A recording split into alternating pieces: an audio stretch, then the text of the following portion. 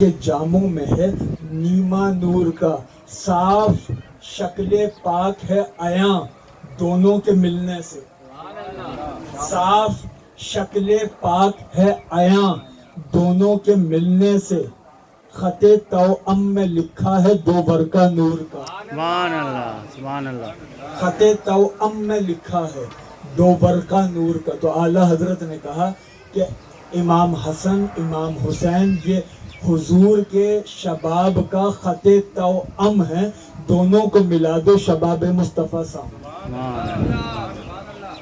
پھر اعلیٰ حضرت نے دوسرے زاویے سے کلام کیا، آپ کا ہمارا سب کا یہ موقف ہے کہ حضور کا سایہ نہیں تھا۔ اعلیٰ حضرت کا بھی یہی موقف تھا کہ بھئی حضور کا سایہ نہیں تھا، لیکن اعلیٰ حضرت نے جب حسنین پر بات کی تو کہا کہ نہیں، سایہ تھا، سایہ تھا، اور سائے کے ہونے کی دلیل دی۔ ہم کہتے ہیں، اعلیٰ حضرت بھی کہتے ہیں، سایہ موجود نہیں تھا۔ جو چیز موجود نہ ہو اسے کہتے ہیں معدوم، معدوم۔ اب اعلیٰ حضرت کی یہ ربائی دیکھیں، اعلیٰ حضرت نے فرمایا معدوم نہ تھا سایہ شہ ثقلین، معدوم نہ تھا سایہ شہ ثقلین، اس نور کی جلوہ گاہ تھی ذات حسنین۔ تمثیل نے اس سائے کے دو حصے کیے، آدھے سے حسن بنے ہیں اور آدھے سے حسین۔ یہ حسن و حسین وراثت پیمبر کے امین ہیں، وارث دین ہیں، اور پھر ان میں حسین ابن علی یہ پنجتن کے آخری فرد ہیں جو کربلا میں موجود ہیں، آخری فرد۔ کربلا جب ہو گئی اب ہمارے ہاں بیان ہوتی ہے، لیکن کربلا برپا ہونے کے بعد صرف بیان نہیں ہوئی، کربلا تو اس وقت بھی بیان ہوتی تھی جب کربلا ہوئی بھی نہیں تھی، کربلا ہوئی بھی نہیں تھی تب بھی بیان ہوتی تھی۔ تو کون کرتا تھا بیان؟ کون کرتا تھا بیان؟ وہ کرتا تھا منبر تیرا عرش بری افلاک تیرے سامعین، جس کا منبر عرش بری ہے، جس کے سامعین افلاک ہیں، وہ کرتا تھا۔ احادیث مبارکہ میں حضور نے امام حسین کی شہادت کا تذکرہ کیا، یعنی شہادت سے پہلے ذکر شہادت، شہادت کا تذکرہ کیا، اور ایک موقع پہ نہیں، الگ الگ مواقع پہ کیا، اس لیے روایات بھی الگ الگ ہیں۔ حضرت جابر بن عبداللہ انصاری رضی اللہ تعالیٰ عنہ سے الگ روایت ہے، ام سلمہ سے الگ روایت ہے، حضرت عبداللہ ابن عباس سے الگ روایت ہے، حضرت ابو ہریرہ رضی اللہ تعالیٰ عنہ سے الگ روایت ہے۔ اب کربلا سے متعلق جتنی احادیث ہیں ان سب کو جمع کر لیں، جتنی تاریخ میں موجود ہیں، جتنے محدثین نے کل احادیث لکھی ہیں وہ ساری احادیث جمع کر لیں تو ان کی تعداد بنتی ہے 10 احادیث کربلا سے متعلق، شہادت امام حسین سے متعلق آقا دو جہاں کی ہیں۔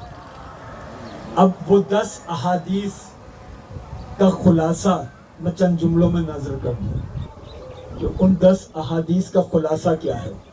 آقا دو جہاں نے فرمایا میرا حسین جس وقت شہید ہوگا اس وقت بنو امیہ کی حکومت ہوگی، یہ حدیث ہے۔ میرا حسین جب شہید ہوگا بنو امیہ کی حکومت ہوگی۔ پھر یہ بھی حدیث شریف ہے کہ میرا حسین جب شہید ہوگا اس وقت بنو امیہ کا آوارہ لڑکا حکمران ہوگا۔ یزید کی عمر کا بھی تعین کر دیا، نہ بچہ ہوگا نہ بوڑھا ہوگا، آوارہ لڑکا وہ حکمران ہوگا، خاندان اس کا بنو امیہ ہوگا۔ پھر یہ بھی حدیث شریف ہے میری امت میں پہلا شخص جو میرے طریقے کو بدلے گا، میری سنتوں کو بدلے گا، میرے دین میں رد و بدل کرے گا، جب وہ حاکم بنے گا تو حسین شہید ہوں گے۔ یہ حدیث شریف ہے، پہلا شخص جو میرے طریقے کو بدلے گا، دین کو بدلے گا، اس کی حکمرانی ہوگی تو حسین شہید ہو جائیں گے۔ پھر ایک اور حدیث، حسین جس مقام پر شہید ہوں گے اس جگہ کو کربلا کہا جائے گا۔ اب یہ کتنی عجیب بات ہے۔ حضور نے فرمایا حسین جہاں شہید ہوں گے اس جگہ کو کربلا کہا جائے گا۔ حضور نے یہ نہیں فرمایا کہ کربلا میں شہید ہوں گے، اس لیے کہ جب حضور اطلاع دے رہے تھے اس وقت کربلا کا نام نینوا تھا، اس وقت کربلا کا نام نینوا تھا۔ تو کوئی کہہ سکتا تھا کہ حضور آپ فرماتے ہیں کہ کربلا میں حسین شہید ہوں گے، تو کربلا نام کی تو کوئی جگہ زمین پر ہے ہی نہیں۔ اس لیے حضور نے فرمایا حسین جہاں شہید ہوں گے اس جگہ کو کربلا کہا جائے گا۔ جب فرما رہے تھے اس وقت جگہ کا نام نینوا تھا، جب شہید ہوئے تو اس کے بعد سے آج تک کربلا کہلا رہی ہے۔ کربلا کا لفظ حضور نے استعمال کیا، یقال لہ کربلا، اسے کربلا کہا جائے گا۔ پھر ایک اور حدیث آقا دو جہاں نے فرمایا، اب یہ جو حدیث ہے نا، میں نے کسی حدیث کا ابھی تک حوالہ نہیں دیا، لیکن اس کا حوالہ میں ایک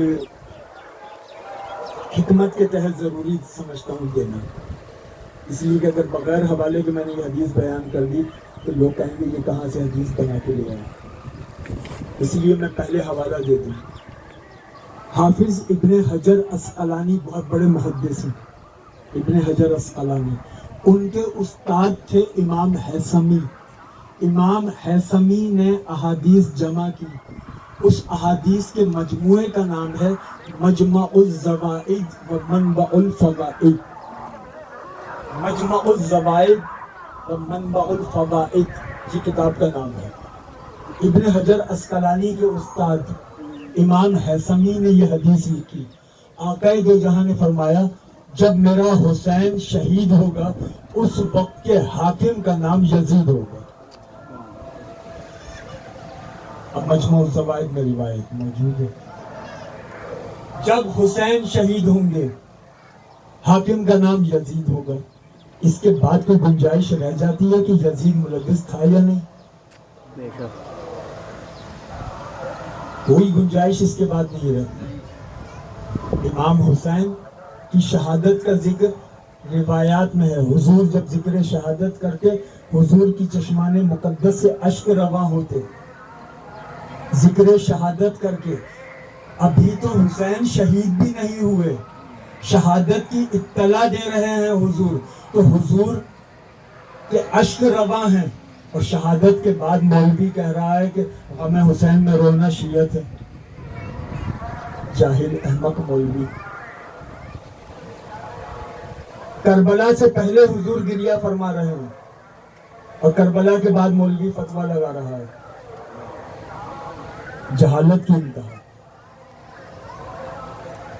حضور نے ذکر کربلا کیا، چشمان مقدس سے اشک رواں۔ حضرت ام سلمہ کو کربلا کی مٹی دی جو جبریل امین نے لا کے دی تھی کہ حضور جب یہ مٹی سرخ ہو جائے گی، خون بن جائے گی، تو سمجھ لیجئے گا کہ حسین شہید ہو گئے۔ حضور نے وہ مٹی ام سلمہ کو دی۔ کربلا کے وقت صرف ام سلمہ حیات تھی۔ ام سلمہ سے پہلے جو آخری زوجہ کا وصال ہوا ہے وہ حضرت عائشہ صدیقہ رضی اللہ تعالی عنہا و سلام اللہ علیہا، آپ کا وصال ہوا ہے 58 ہجری میں، کربلا ہوئی ہے 61 ہجری میں، حضرت ام سلمہ کا وصال ہوا ہے 63 ہجری میں۔ اس وقت ام سلمہ موجود تھی، ام سلمہ کو حضور نے مٹی دی۔ کربلا سے پہلے کربلا ہے، کربلا سے پہلے ذکر کربلا ہے، اور کرنے والا نبیوں کا سردار ہے، سننے والے صحابہ کرام ہیں، اس لیے ذکر کربلا کرنا سنت رسول اور سنت صحابہ ہے۔ سبحان اللہ، سبحان اللہ، یا رسول اللہ، یا علی۔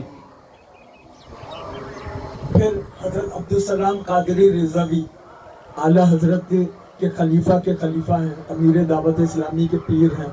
انہوں نے اپنی کتاب شہادت نواسہ سید الابرار میں لکھا کہ مولا علی صفین سے واپس آ رہے تھے کوفہ، راستے میں کربلا کا مقام آیا تو مولا علی اپنی سواری سے اترے، اور سواری سے اترنے کے بعد اپنے ساتھیوں سے کہا یہ ہے کربلا، اور یہ وہ جگہ ہے جس کے لیے حضور نے کہا تھا کہ حسین یہاں شہید ہوں گے، اور پھر جگہ بتائی کہ دیکھو یہاں پر حسین کی سواریاں بندھیں گی، یہاں پر حسین کے خیمے لگیں گے، یہاں پر دشمن فوج کے خیمے لگیں گے.